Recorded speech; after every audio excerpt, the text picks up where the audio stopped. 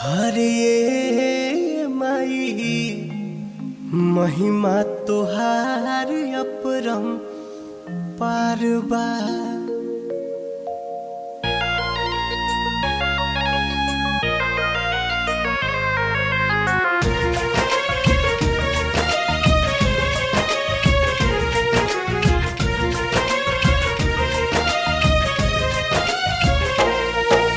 सात सुर के जननी तू ही वीणा वाली, रणभूमि रणचंडी रूप में भैलू माता काली।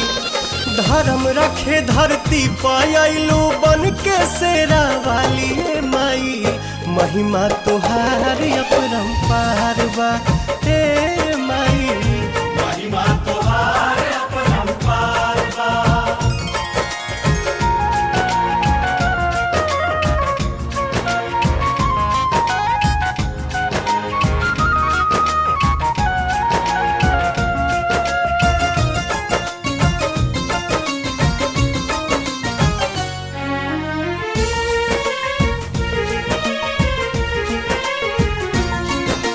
कोनो संकट आवे सभे रउए चरण धरेला। हर कोनो संकट आवे सभे रउए चरण धरेला। आदमी के का गिनती विनती देव तो लोग करेला।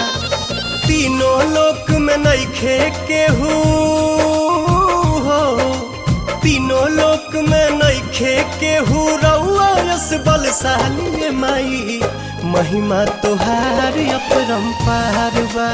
ए माई महिमा तोहार अपरंपार बा।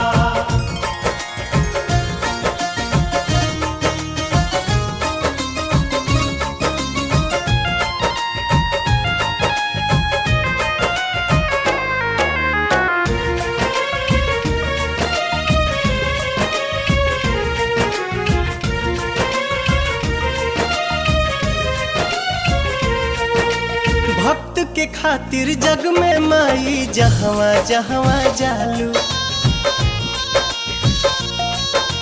भक्त के खातिर जग में माई जहवा जहवा जालू। नया रूप आ नया नाम से वही जा तू पुजालू। शक्ति पीठ या शक्ति धाम से हो, शक्ति पीठ या शक्ति धाम से केहू न लौटल खाली। माई महिमा तोहार अपरंपार बा।